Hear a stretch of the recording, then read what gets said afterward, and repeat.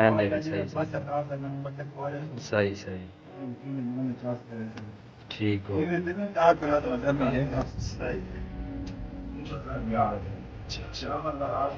ठीक हो सही सही वीडियो बनाने हैं तो आपको आज तो आपको दिखाने हैं कि दौड़ की धार की में कटी दी है। ये मलिक कैसर साहब आज बैठे हैं धार कटें दे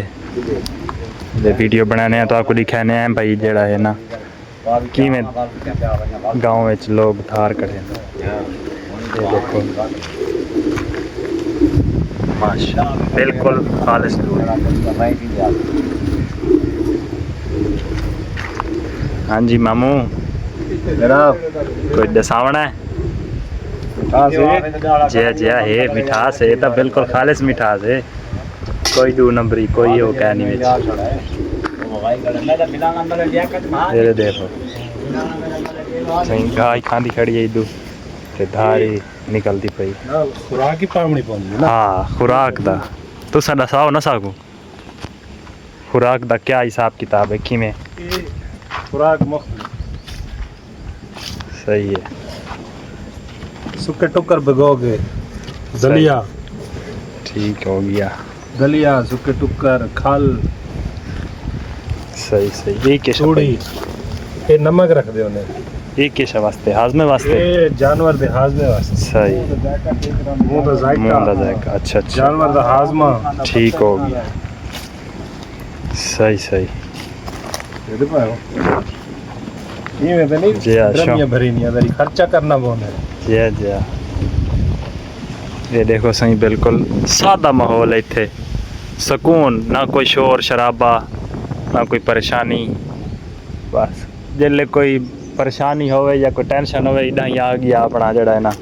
सुकून दा नींदर कीती रेस्ट कीता ते इत्थां ही जड़ा है ना वलदा घर चला गया। इत्थे जानवर होने ने उन्हों दा जड़ा है ना सारा निज़ाम इत्थां ही है इत्थों रोज़ दा खीर चा गया अग्गां वाल जितना घर भी रखा जड़ा यूज़ किया बाकी ये सारा इत्थां ही होंदे दिन रात ये सारी इत्थों की जिम्मेदारी ना दे कोल होंदी है। पानी शानी बागां कोई लैंदे ट्यूबवेल सोलर सिस्टम ने ट्यूबवेल भी है भाई इत्थे पर खड़ी है मैं तो ट्यूबवेल भी दिखा ना जेड़ा है ना उन्हें ते बागां दा पानी लगता है सारा निज़ाम पूरा है हर शय ये सारा जड़ा ना ट्यूबवेल है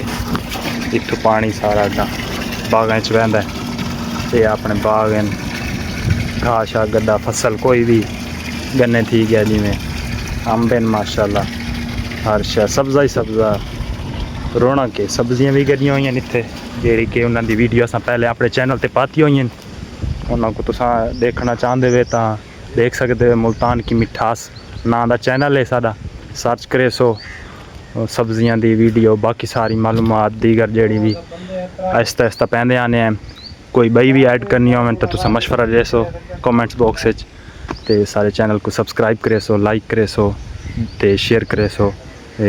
बेल आइकन को भी दबा दे सो। ओके अल्लाह हाफिज़।